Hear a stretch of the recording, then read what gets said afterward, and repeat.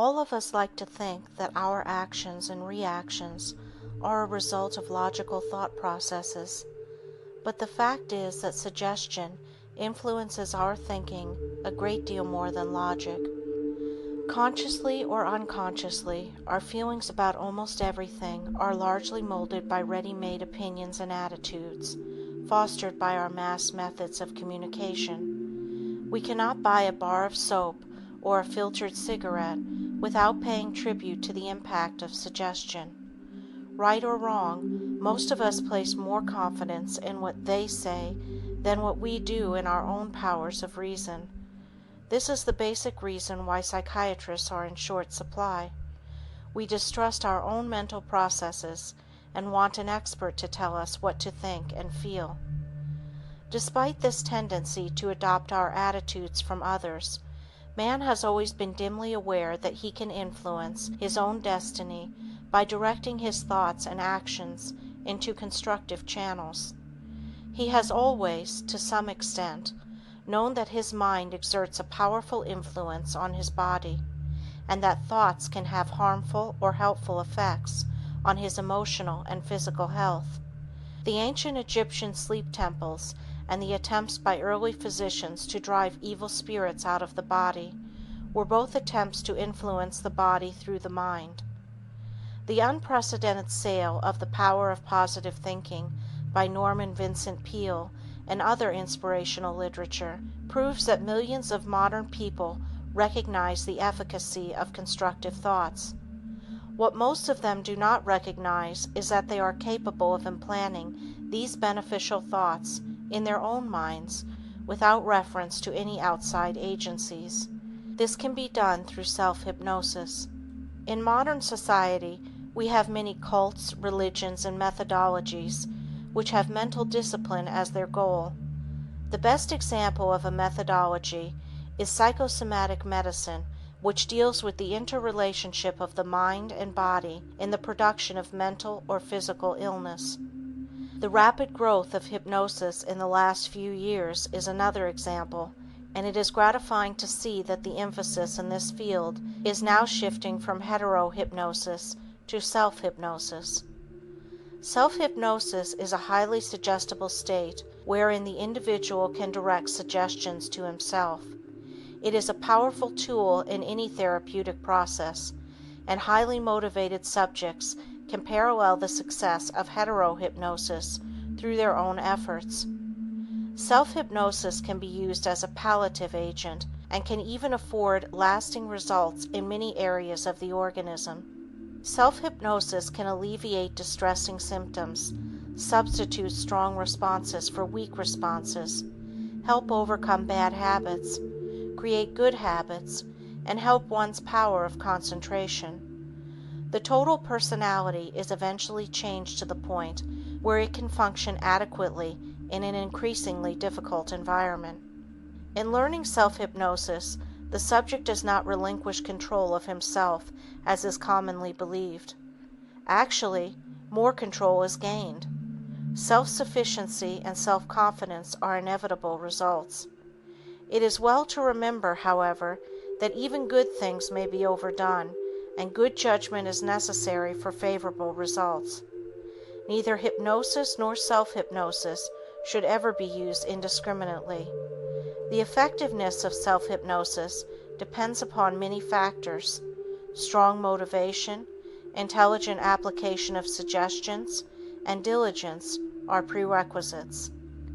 We are not suggesting that self-hypnosis can take the place of all forms of psychotherapy. We do recommend it as an adjunct to therapy when indicated. Used judiciously, it can contribute a great deal to the individual's physical and emotional well-being and happiness. As a professional hypnotist for many years, I have seen astounding and apparently miraculous results by individuals using self-hypnosis. Many of these cases seem unbelievable to those not familiar with hypnotic phenomena. It should be remembered, though, that many individuals seek hypnosis only when all other forms of therapy have failed. This is so common that hypnosis has come to be known as a port of last call. Yet despite the seeming hopelessness of such cases, Medical literature lists thousands of remarkable recoveries. There is nothing hit or miss about hypnosis. Used intelligently, the results are the same for all those who are properly motivated. Nor are the results singular to modern hypnotists alone. In reviewing the literature going back more than 100 years, the same gratifying results were obtained. The reader would do well to scan some out-of-print books on hypnosis at the library to understand the point further. What you should know about self-hypnosis. Hypnosis has been defined as a state of heightened suggestibility in which the subject is able to uncritically accept ideas for self-improvement and act on them appropriately. When a hypnotist hypnotizes his subject, it is known as heterohypnosis. When an individual puts himself into a state of hypnosis, it is known as self-hypnosis. In both cases, the subject has achieved a heightened state of suggestibility. Even in heterohypnosis, the subject really controls the response to suggestions. Actually, all hypnosis is really a matter of self-hypnosis. The subject enters into the hypnotic state when he is completely ready to do so. This may require from one to many attempts before it is achieved. Even if the subject insists that he wants to be hypnotized immediately, he may be resisting hypnosis unconsciously. In self-hypnosis, the same thing usually takes place. The subject is anxious to achieve self-hypnosis, but somehow the state eludes him. What's wrong? It may be that he is unconsciously resisting it, hasn't conditioned himself sufficiently, or has achieved the hypnotic state and doesn't know he is in the state. This last statement may be surprising, but we will examine it in detail a little later on. Most experts agree that about 90% of the population can be hypnotized. My own feeling is that probably 99% can be hypnotized. Who among us is not influenced by suggestion? Aren't we all, as we have seen, influenced by the suggestions of advertising? Don't we all have a tendency to believe what we read in the paper, hear on the radio, or see on television? Aren't we all convinced that a name brand article is better than one that is not so well known? Suggestion plays a tremendously important role in our daily lives. It begins from naming the baby with an appropriate name to securing a suitable place for interment. My contention is that we are all suggestible, and therefore, being hypnotized or hypnotizing ourselves is just a matter of increasing the suggestibility that we already possess. Doesn't the hypnotist begin by suggesting relaxation? Doesn't he usually begin by requesting the subject to fix his attention on a particular object? Next, he suggests to the subject that his eyes are becoming heavy and tired. As soon as the subject closes his eyes, he suggests that he will be in a deep hypnotic state. I am sure that you are familiar with this procedure. With each step, the hypnotist is guiding the subject along directed lines to get him to accept further suggestions without question or doubt. When the subject achieves the ultimate state in this procedure, he has been hypnotized. He then accepts suggestions without equivocation. Let us continue with the same thought. Suppose I say to you, I'm going to stick you with this pin. It won't hurt. Would you let me stick you with the pin? Obviously not. Let us suppose that you have been hypnotized, and I repeat the same suggestion. What happens then? You readily accept the suggestion as being factual. Should I proceed to stick you with the pin, you do not even flinch. In fact, you do not even feel the pain. Does this sound incredible? Isn't this exactly the same procedure that the dentist uses with his patient when he has hypnotized him for the purpose of painless dentistry? Achieving hypnosis, therefore, is a matter of directing this suggestibility that we all possess into the channels that will finally produce the hypnotic state. It can be much more complicated than this explanation in many cases, but let us use this as a working premise. Everyone can be hypnotized. The time required for achieving hypnosis will vary from subject to subject. But for our discussion at this time, we need to understand this point. I have encountered numerous individuals who were extremely disappointed because they did not respond to hypnosis immediately or after several attempts. They wanted to know what was wrong. An explanation that nothing was wrong somehow did not satisfy these individuals. After all, they argued, didn't I go to a hypnotist especially to be hypnotized? Some insinuated that perhaps the hypnotist wasn't too good. Let me explain that most subjects need to be conditioned for hypnosis, and this conditioning is helped when the subject practices certain conditioning exercises that I shall discuss in detail in Chapter 6, titled How to Attain Self-Hypnosis. In my teaching, I have found that about 1 out of 10 subjects responds to the first attempt at hypnosis. One cannot make a definite statement as to the length of time necessary to learn self-hypnosis, but it is my experience that this usually takes about 1 month. I have had subjects learn self-hypnosis in about 30 minutes, but I must also relate that I have worked with subjects for 1 year before they achieved it. For the most part, the laws of learning apply to self-hypnosis as with anything else that one would want to learn. It can be a relatively simple procedure, or it can be very perplexing. The answer lies not so much with the hypnotist as with the subject. One question that arises is, if I'm under hypnosis, how can I give myself suggestions? During the hypnotic state, it must be remembered, the subject is always aware of what is going on. He hears what is said, follows directions, and terminates the state when told to do so.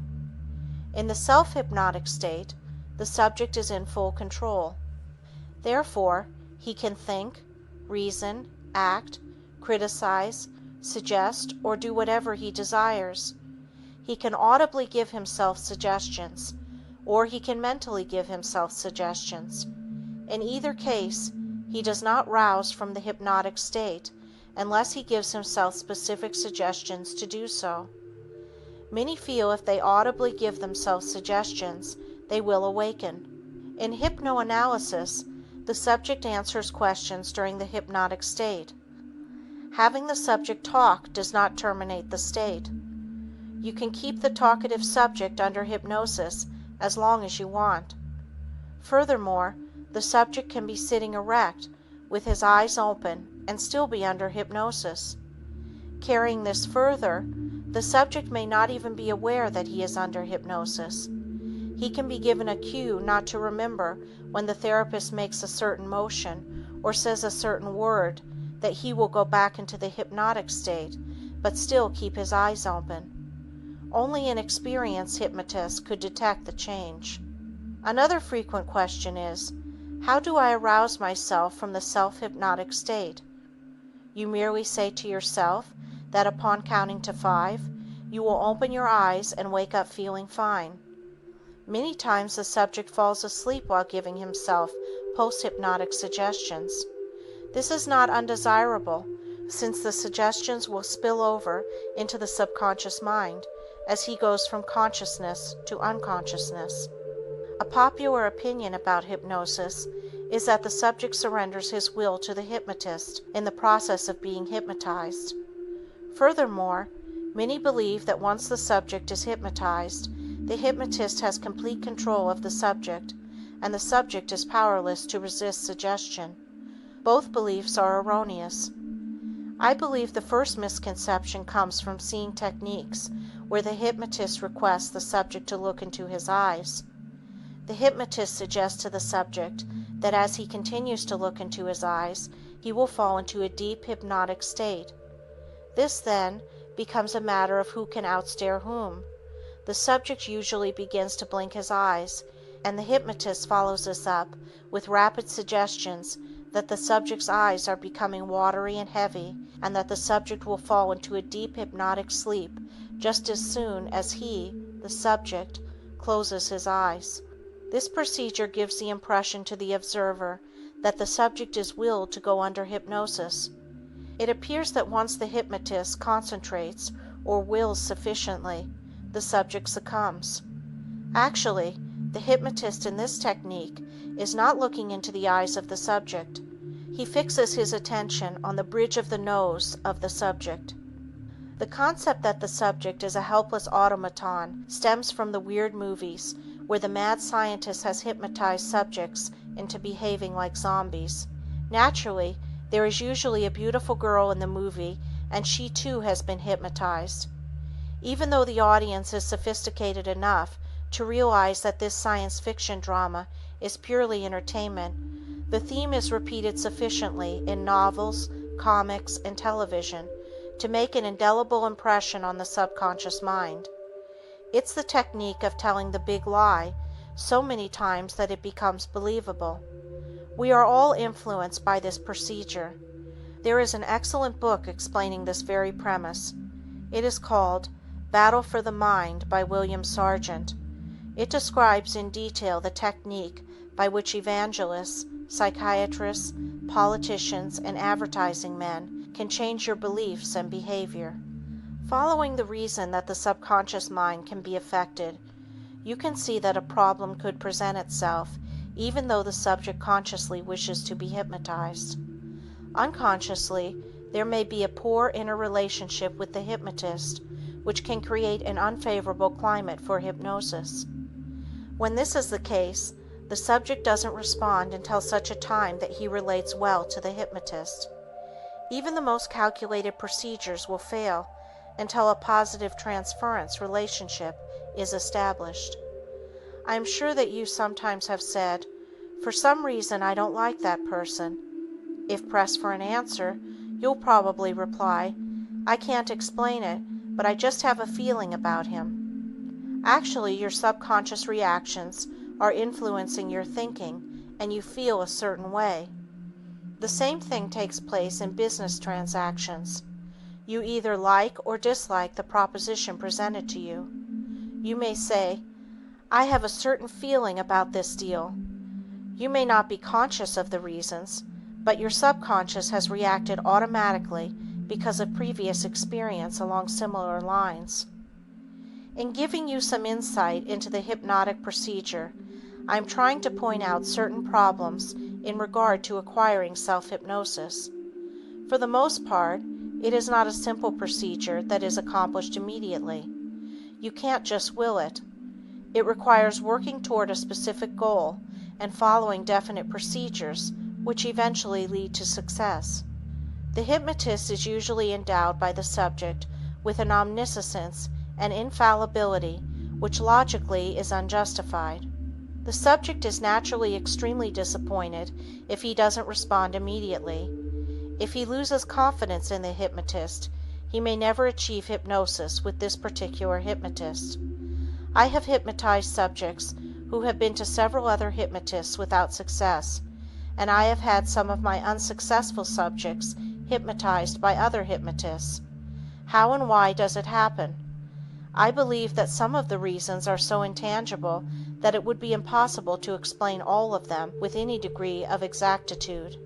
I once saw an individual about 12 times who wanted to learn self-hypnosis and had been unsuccessful in every approach. I asked him if he would volunteer as a subject for a class in techniques of hypnosis that I was teaching for nurses. He readily volunteered and showed up at the designated time. Much to my amazement, as well as his own, he responded within a relatively short time, as one of the nurses hypnotized him before the group. She had used a standard eye closure technique, requesting him to look at a spinning hypnodisc that I had previously used with him every time he was in the office. Her manner was extremely affable. She had used the identical technique I had used unsuccessfully, and the subject responded excellently to cap the climax. He was the first subject the nurse had ever hypnotized, since this was only her third lesson. How would you account for it? Here was one of my students with 2 weeks' experience hypnotizing a subject, where I had failed while using every procedure that I felt would work. Was it because she was a better hypnotist? Perhaps. However, I'd like to recall at this time our discussion about subconscious responses. I'm inclined to feel that being hypnotized by a middle-aged female nurse created certain favorable unconscious responses, which accounted for his going under hypnosis at that time. It created the initial breakthrough which was needed. I was able to hypnotize him easily at his next appointment, and he acquired self-hypnosis readily from that time on. I have tried the same approach with other subjects who did not respond favorably and have failed to attain the success that I did in the above case. Why the impasse? It is one of the difficulties that we encounter in hypnosis, and as yet it has not been resolved. We know that the easiest way to achieve self-hypnosis is to be hypnotized and given a post-hypnotic suggestion that you will respond to hypnosis by a keyword, phrase, or gesture. I have tried to point out some problems that can arise. Needless to say, these problems do not always arise, and the attainment of self-hypnosis can be a relatively simple procedure. There is usually some way of reaching a subject who does not respond in a reasonable length of time. Now we come to the point where the subject wishes to hypnotize himself. What happens in this situation? It would appear that the subject would go under hypnosis immediately. After all, isn't he controlling the hypnotic session? Of course, this does happen time and time again, and the results seem miraculous, telling me how they were able to achieve certain goals that they never dreamed possible. They write that they have achieved self-confidence and complete self-mastery, and have been able to overcome problems that had plagued them for many years. These problems not only include strictly psychological troubles, but many psychosomatic symptoms as well. Many have remarked at the ease in which they were able to achieve self-hypnosis and the results they wanted. For them it was as simple as following a do-it-yourself book. Others write about the difficulty they encounter and ask what to do about it. We shall discuss many phases of hypnosis with the emphasis on self-hypnosis. We'll discuss its many ramifications and try not to leave out anything helpful in our discussion. If you follow the instructions and exercises that I give you assiduously, you will be able to achieve a depth of self-hypnosis suitable for solving many of your personal problems.